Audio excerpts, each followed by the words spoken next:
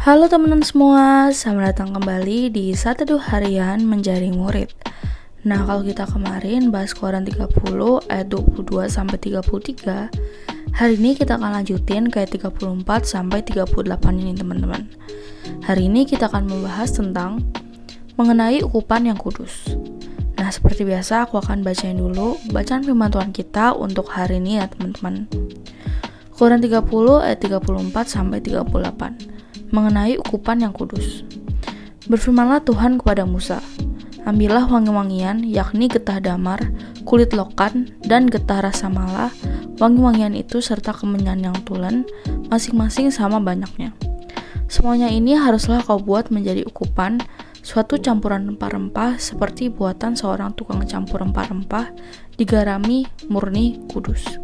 Sebagian dari ukupan itu haruslah kau giling sampai halus, dan sedikit daripadanya kau letakkanlah di hadapan tabut hukum di dalam kemah pertemuan, di mana aku akan bertemu dengan engkau.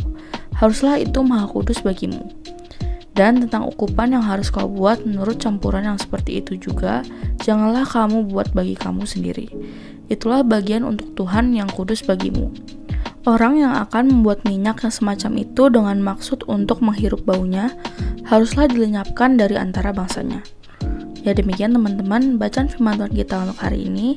Sekarang kita langsung masuk ke saat dunia ya guys. Nah, di ayat 34 sampai 38 ini tentang ukupan yang kudus guys. Tuhan masih memberikan petunjuk tentang komposisi dupa yang menurut ayat 7 harus dibakar di atas mezbah emas. Ukupan haruslah dari satu jenis yang khas. Hal itu sebenarnya udah tersirat dengan larangan membakar ukupan yang asing yang kita udah pernah bahas, yang bisa kalian cek di bahan satu yang lain ya guys. Nah, Musa sekarang diberitahu dengan tepat bagaimana dupa itu harus dibuat. Sebagaimana minyak urapan harus mengandung 4 rempah-rempah, demikian pula dupa harus dibuat dengan jumlah yang sama. Itu ada stakte, onycha, galbanum, dan kemenyan dengan jumlah yang sama. Ahli-ahli farmasi harus dipanggil untuk membuatnya. Sebagian dari itu harus ditumbuk sangat kecil dan diletakkan di depan tabut perjanjian, mungkin di atas mezbah emas di luar tutup pendamaian.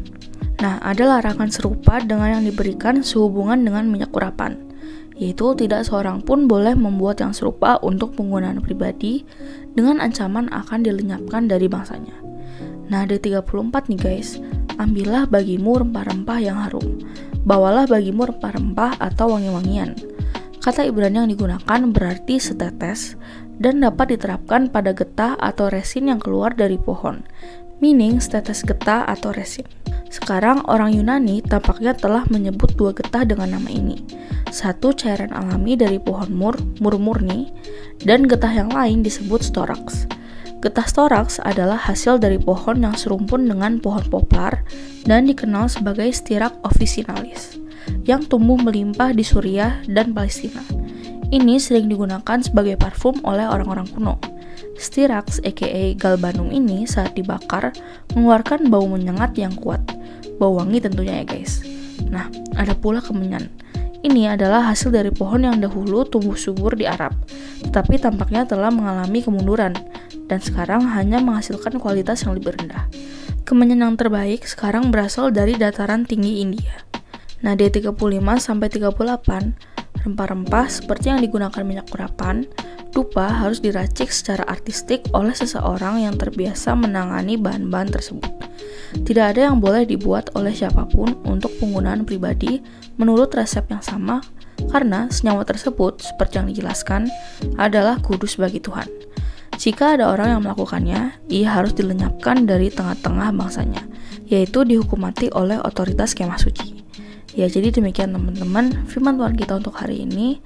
Sekarang aku mau kalian buat merefleksikan nih guys. Nah, hari ini kita belajar Tuhan dengan detail memberitahu lagi tentang ukupan yang kudus gitunya ya guys. Gila sih, udah sedetail ini biar gak salah lagi. Ada cara membuat dan cara menguduskan kemah suci, perabot kemah suci, dan juga imam.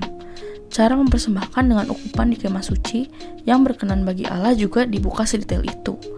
Nah, so guys, hari ini kita belajar Tuhan berkenan memberitahu dengan sedetail mungkin agar manusia melakukan seturut kehendaknya, gak salah-salah, bahkan gak perlu nebak-nebak, kalau aku melakukan ini diperkenan gak ya?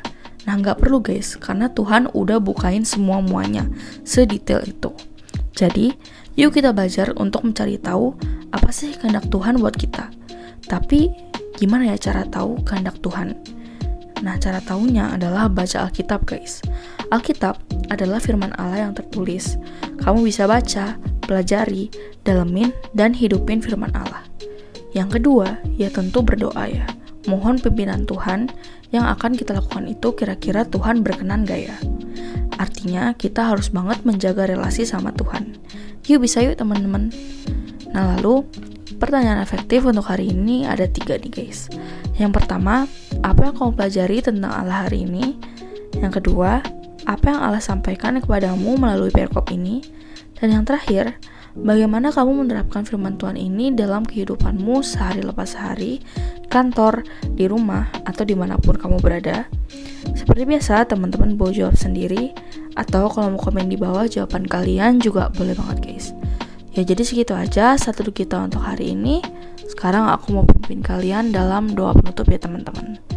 Teman-teman, mari kita berdoa. Tuhan, tolonglah aku untuk bisa sungguh-sungguh menggumulkan kehendak Tuhan dalam hidupku dan melakukannya dengan sukacita. Terima kasih Tuhan, hanya dalam namamu kami berdoa. Amin. Tetap semangat guys, Tuhan Yesus beserta kita.